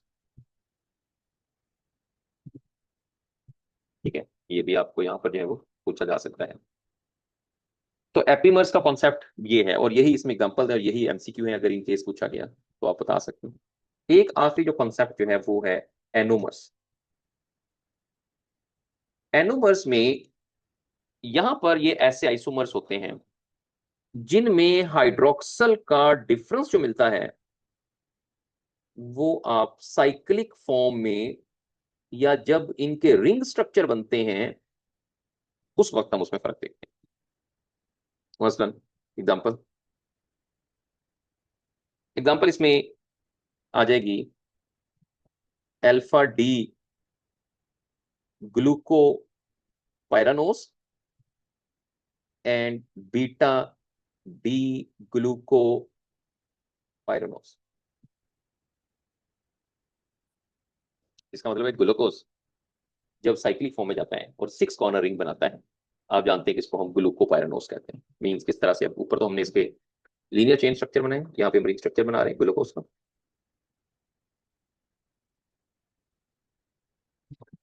Carbon 1 2 3 4 5 and 6। अब कार्बन 1 के साथ अगर तो हाइड्रोजन ऊपर लगा है, हाइड्रोक्सल नीचे लगा है, ये वाली आपको 1 पर पोजीशन मिल रही है हाइड्रोक्सल की, तो इसको हम कहते हैं अल्फा डी ग्लूकोपाइरानोज। लेकिन अगर इसी कार्बन पर हाइड्रोक्सल ऊपर लगा हो और हाइड्रोजन नीचे लगा हो, ये वाली आपको कंफर्मेशन नजर आती है, तो इसको हम कहते हैं बीटा डी ग्लूकोपाइरानोज। तो इसका मतलब है कि अगर कार्बन नंबर 1 जो कि एनोमेरिक कार्बन होती है, उसकी ऊपर कंफर्मेशनल डिफरेंस होगा, तो उसको हम जो है वो एनोमर्स कहेंगे, तो अल्फा डी। लेकिन एनोमर्स जो है वो आपने याद रखना है कि वो हमेशा साइक्लिक फॉर्म में ही ऑब्जर्व हो सकते हैं, स्ट्रेट चेन में ही ऑब्जर्व नहीं हो सकते। तो ये वाला स्ट्रक्चर भी आपने यहाँ पर जो है वो लर्न करना है। इसी तरह से अल्फा डी राइबोफ्यूरानोज और बीटा डी राइबोफ्यूरानोज भी एनोमर्स हो सकते हैं, क्योंकि उसके अंदर भी आप जानते हैं अल्फा और बीटा। तो याद रखें अल्फा बीटा जो है वो एनोमर्स है।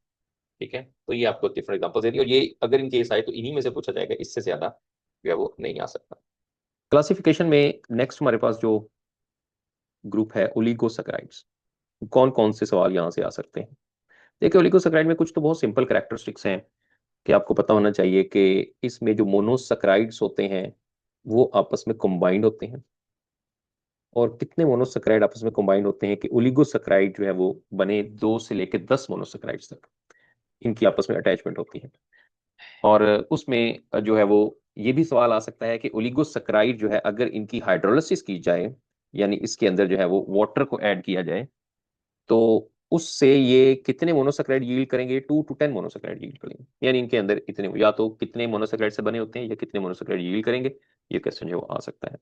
फिर आप जानते हैं कि ये लेस स्वीट होते हैं, इससे पहले हमने पढ़ा था कि उनका स्वीट टेस्ट होता है, और साथ ये लेस सॉल्युबल होते हैं वाटर के अंदर। ये उसकी कुछ बेसिक करेक्टरिस्टिक्स हमें यहाँ पे मिलेगी। दूसरा, इनके अंदर जब मोनोसैकेराइड आपस में अटैच होते हैं तो ग्लाइकोसिडिक लिंकेज बनता है। अब ग्लाइकोसिडिक लिंकेज कितने होते हैं? फॉर एग्जांपल, हम सबसे कॉमन जो ओलिगोसैकेराइड है जो कि हमारे लिए इंपॉर्टेंट है, उनकी बात करें तो वो है डाइसैकेराइड्स।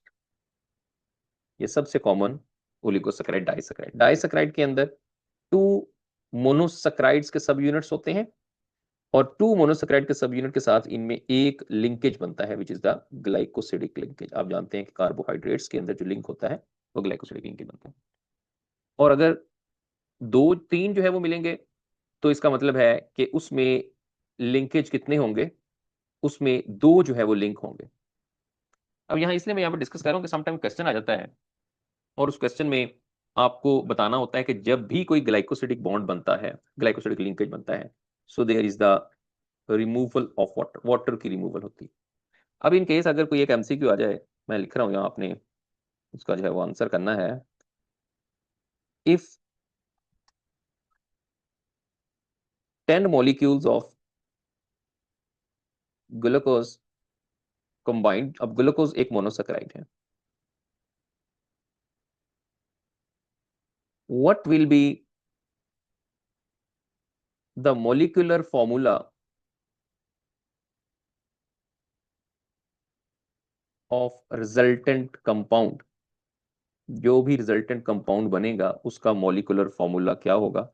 क्या उसका मॉलिक्यूलर फॉर्मूला C60H20O60 होगा, या उसका मॉलिक्यूलर फॉर्मूला C60H50O60 होगा, या उसका फॉर्मूला C60H1O2O59 होगा, या उसका फॉर्मूला C50H100O50 होगा? ये क्या आंसर होगा इसका, बताएं जरा। इसमें सी ही सही है। जैसे अब यहां पर हम बात करें कि ओलिगोसैकेराइड बन रहे हैं और 10 ग्लूकोज मॉलिक्यूल आपस में अटैच हो रहे हैं, तो 2 के दरमियान अगर एक ग्लाइकोसिडिक लिंकेज बनेगा और वाटर की रिमूवल में एक वाटर मॉलिक्यूल रिमूव होगा। अगर 3 मोनोसेकेराइड मिलेंगे तो 2 लिंकेज होंगे और 2 जो है वो वाटर मॉलिक्यूल रिमूव होंगे।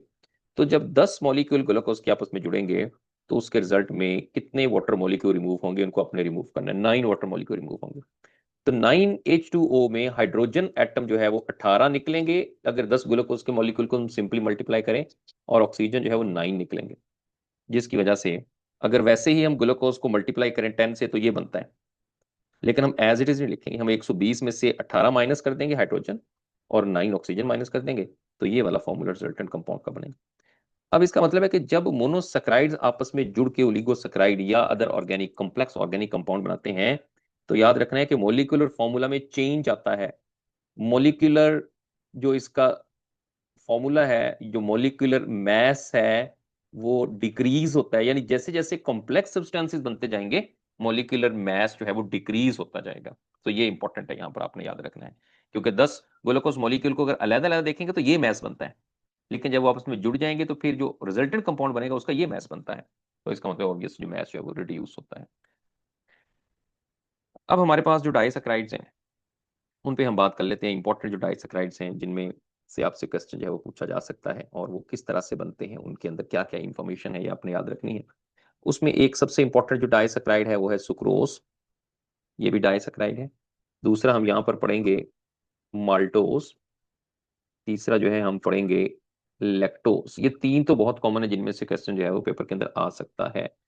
चौथा जो है वो आप सेलुबायोस भी कह सकते हैं, ये भी एक डाइसैकराइड। अब इसमें सुक्रोज जो बनता है, ये इसके अंदर एक एल्डो शुगर होती है प्लस एक कीटो शुगर होती है। एल्डो शुगर इसके अंदर ग्लूकोज है और कीटो शुगर इसके अंदर फ्रुक्टोज है। तो आपको दोनों तरह से सवाल आ सकता है। इसमें आप देखेंगे तो इसमें दो एल्डो शुगर ही होती हैं और इसमें दोनों मॉलिक्यूल जो है वो ग्लूकोज के होते हैं। लैक्टोज जो अगर आप देखेंगे तो लैक्टोज जो है इसके अंदर भी दो एल्डो ही होंगे, लेकिन एक इसमें ग्लूकोज होगा और एक जो है वो इसके अंदर गैलेक्टोज होगा। तो ये सवाल आ सकता है। और इसके अलावा जो सेलेबायोस है ये भी दो एल्डो से ही बनता है और इसके अंदर भी दोनों ग्लूकोज ही बनते हैं। इसका मतलब है कि माल्टोज और सेलेबायोस में दोनों ग्लूकोज है, लेकिन थोड़ा सा इनमें बॉन्डिंग का फर्क है। और वो बॉन्डिंग में क्या डिफरेंस है इसको हम देखते हैं। जो बहुत इंपॉर्टेंट क्वेश्चन है वो बॉन्ड का है कि बॉन्ड कौन सा बनेगा इसके अंदर। अगर आप सुक्रोज में देखेंगे तो सुक्रोज में अल्फा 1 बीटा 2 ग्लाइकोसिडिक लिंकेज बनेगा। ये इंपॉर्टेंट है। यहाँ अल्फा 1 बीटा 2, और माल्टोस में अल्फा 1 4, इसी तरह से लैक्टोस में बीटा 1 4 और सेलुबायोस में बीटा 1 4। तो इसका मतलब है कि माल्टोस में दो ग्लूकोज के दरमियान अल्फा 1 4 बनता है और सेलुबायोस में जो है वो बीटा 1 4 बनता है। तो ये भी इसमें आपने जो है वो याद रखना है। जो सुक्रोज है इसको हम कहते हैं कैन शुगर।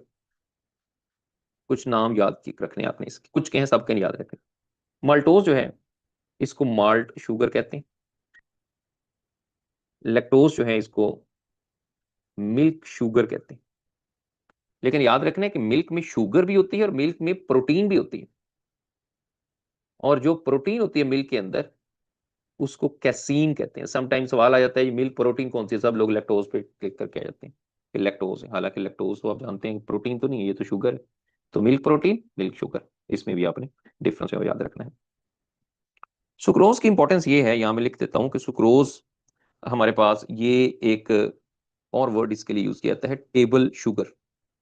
यानी जो खाने में हम चीनी यूज करते हैं वो सुक्रोज होता है, और इसी वजह से इसको हम कहते हैं कि ये स्वीटनर, फूड के अंदर जो है वो स्वीटनर के तौर पे भी इसको इस्तेमाल किया जा सकता है। और दूसरा आप जानते हैं कि प्लांट के अंदर जो ट्रांसपोर्ट शुगर है वो सुक्रोज है। आप जानते हैं कि प्लांट में जो शुगर ट्रांसपोर्ट होती है वो सुक्रोज की फॉर्म में ट्रांसपोर्ट होती है फ्लोएम के अंदर। फ्लोएम में, ये आपने पढ़ा हुआ है प्रेशर फ्लो हाइपोथेसिस के अंदर। प्लांट में फूड बनती ग्लूकोज की फॉर्म में, स्टोर जो है वो स्टार्च की फॉर्म में होती है, और ट्रांसपोर्ट जो है वो सुक्रोज की फॉर्म में होती है। तो ये आपने इसमें याद रखना है। माल्टोज का जो रोल होता है वो फर्मेंटेशन के अंदर रोल है, अगर इन केस रोल जो है वो पूछा जाए, फर्मेंटेशन। लैक्टोज का अगर आपसे पूछा जाए तो ये डेयरी प्रोडक्ट्स में यूज होगा क्योंकि मिल्क शुगर है, एक ये आ सकते हैं। दूसरा, ये एनर्जी सोर्स होता है इन्फेंट्स के लिए, क्योंकि मिल्क बच्चे दूध पीते हैं, तो वहां पर ये एनर्जी का सोर्स जो है वो काम करता है। ठीक है। और जो सेल्यूबायोज है, एक्स्ट्रा आपने इसमें याद रखना है, ये कॉटन वगैरह में प्रेजेंट होता है, ये जूट में प्रेजेंट होता है, और ये जो है वो पेपर वगैरह के अंदर प्रेजेंट होता है। और ये बनता है, कैसे बनता है, ये हाइड्रोलिसिस ऑफ सेलुलोज से बनेगा। यानी जब सेलुलोज की हाइड्रोलिसिस होगी तो उससे जो डाइसैकेराइड बनेगा वो सेलुबायोज होता है। और ये क्योंकि आप जानते हैं कि सेलुलोज की डाइजेशन करते हैं एंजाइम्स, तो डाइजेशन के रिजल्ट में फिर सेलुबायोज जो है वो बन जाता है। तो ये जो ओलिगोसैकेराइड्स इनमें से ये बॉन्डिंग बहुत इंपॉर्टेंट है। और दूसरा, इसमें आपने एक बात याद रखनी है सुक्रोज के बारे में, जो बहुत इंपॉर्टेंट पॉइंट है, इससे पहले लेक्चर में मैंने डिस्कस किया था कि सुक्रोज जो है वो एक नॉन रिड्यूसिंग शुगर है। ये नॉन रिड्यूसिंग शुगर, बाकी सारे यहाँ रिड्यूसिंग शुगर है सवाए सुक्रोज के, नॉन रिड्यूसिंग शुगर। अब ये नॉन रिड्यूसिंग शुगर किस वजह से, क्योंकि इसके अंदर जो बॉन्ड बनता है, अगर आप इसको देखें, which is alpha 1 and beta 2। Alpha 1 जो होता है वो 1 किसका है, 1 ग्लूकोज का है, कार्बन नंबर 1 ऑफ ग्लूकोज, और फ्रुक्टोज की कार्बन नंबर 2 है। तो यहां आपने बात याद रखनी है कि ग्लूकोज की कार्बन नंबर 1 जो है वो एनोमेरिक होती है, फ्रुक्टोज की कार्बन नंबर 2 एनोमेरिक होती है या कार्बोनाइल होती है। तो इसका मतलब है कि अगर एल्डो ग्रुप है, हम एल्डो ग्रुप की बात करें ग्लूकोज में, ग्लूकोज की कार्बन नंबर 1 पे एल्डो ग्रुप होता है, और यहाँ जो कीटो ग्रुप होता है वो कार्बन नंबर 2 पे कीटो ग्रुप होता है। तो जिस वजह से जब ये बॉन्ड बनता है, तो बॉन्ड बनने के बाद इसमें कोई भी फ्री एल्डिहाइड या कीटोन ग्रुप नहीं बचता, इस वजह से नॉन रिड्यूसिंग शुगर। लेकिन अगर आप यहाँ आगे देखें माल्टोज में, इसमें लिंकेज क्या है, 1,4। अब इसमें दोनों ही ग्लूकोज है, एक ग्लूकोज की कार्बन नंबर 1 जो कि एल्डिहाइड ग्रुप है, लेकिन दूसरी तरह के 4 जो है वो एल्डिहाइड ग्रुप नहीं है, वो दूसरे का एल्डिहाइड ग्रुप फ्री है 1 वाला। तो इस वजह का मतलब है कि इसके अंदर जो फ्री एल्डिहाइड ग्रुप प्रेजेंट होगा, यहां पर भी फ्री एल्डिहाइड ग्रुप प्रेजेंट होगा, यहां पर भी फ्री एल्डिहाइड ग्रुप प्रेजेंट होगा, क्योंकि ग्लूकोज जो है के अंदर जो, या ग्लैक्टोज है, इसके अंदर कार्बन नंबर 1 जो है उस पर एल्डिहाइड ग्रुप होता है। तो नॉन रिड्यूसिंग शुगर, सिर्फ सुक्रोज को आपने यहाँ याद रखना है कि इसमें कोई एल्डिहाइड या कीटोन ग्रुप फ्री नहीं बचता। तो ये हमारे पास ओलिगोसैकेराइड्स। आगे हम चलते हैं पॉलीसैकेराइड्स पे। पॉलीसैकेराइड्स अगर आप देखेंगे तो ये सबसे कॉम्प्लेक्स कार्बोहाइड्रेट्स हैं, कॉम्प्लेक्स भी हैं और ब्रांच्ड कार्बोहाइड्रेट्स भी हैं। और ये टेस्टलेस होते हैं और वाटर में बहुत कम सॉल्युबल होते हैं। और ये भी हाइड्रोलिसिस करते हैं, जब इनकी हाइड्रोलिसिस होगी साफ ज़ाहिर है, हाइड्रोलिसिस के रिजल्ट में ये यील्ड करेंगे मोनोसैकेराइड्स। मोनो भी बना सकते हैं, डाई भी बना सकते हैं, ओलिगो जिसको आप कहेंगे। तो ये भी इसके अंदर जो है वो प्रेजेंट होते हैं। फिर इसमें जो पॉलीसैकेराइड है, इसमें दो टर्म लिख लेते हैं। हम कहते हैं होमो पॉलीसैकेराइड और हेट्रो पॉलीसैकेराइड्स। अब इनमें क्या, जैसे इसके नाम से पता चल रहा है, होमो और हेट्रो। होमो पॉलीसैकेराइड के अंदर सेम रिपीटिंग यूनिट होते हैं, और मोस्टली जो रिपीटिंग यूनिट होता है वो ग्लूकोज ही होता है। जैसा कि स्टार्च है, स्टार्च में ग्लूकोज है, जैसा कि ग्लाइकोजन है, जैसा कि सेलुलोज है, जैसा कि काइटन है, इन सब के अंदर जो है वो ग्लूकोज ही प्रेजेंट होता है।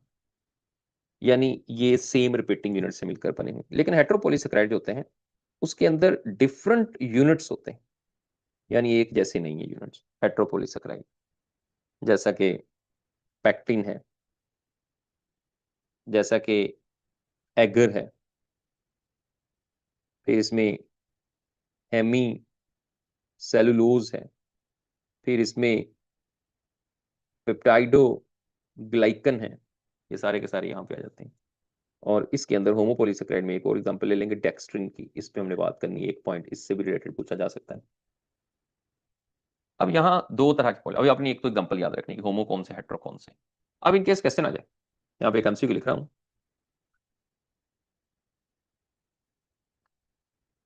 which disaccharide are formed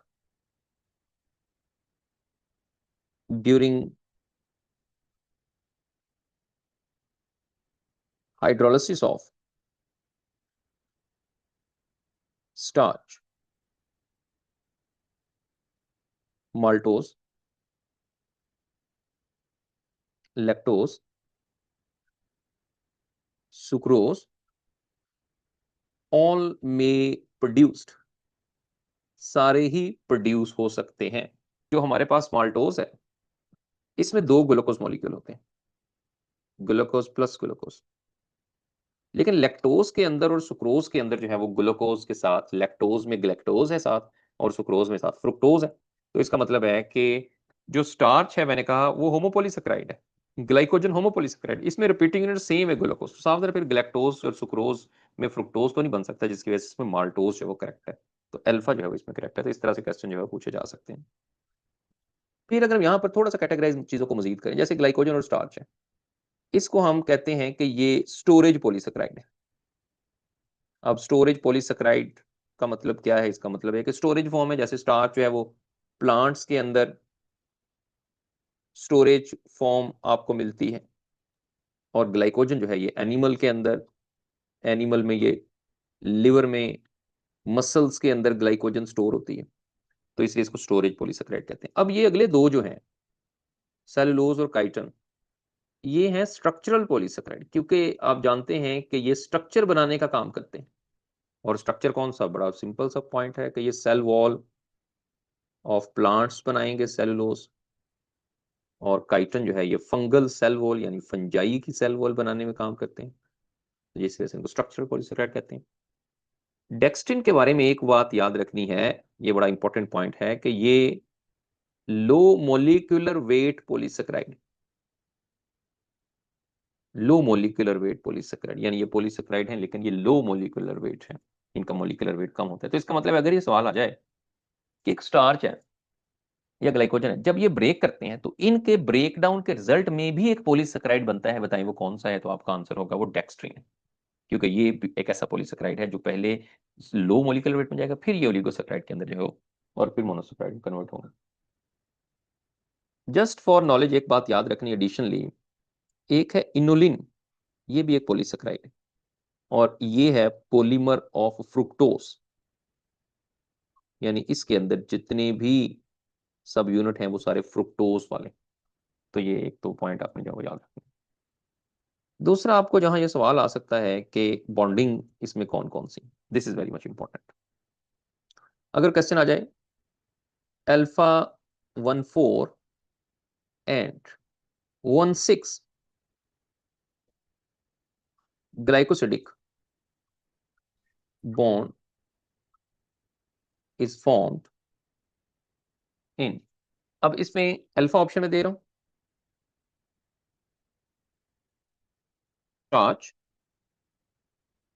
beta option में दे रहा हूं अमाइलोस, तीसरा ऑप्शन में दे रहा हूं अमाइलोपेक्टिन, और डेल्टा में आ गया और अमाइलोपेक्टिन जो है उसके अंदर ये लिंकेज होगा।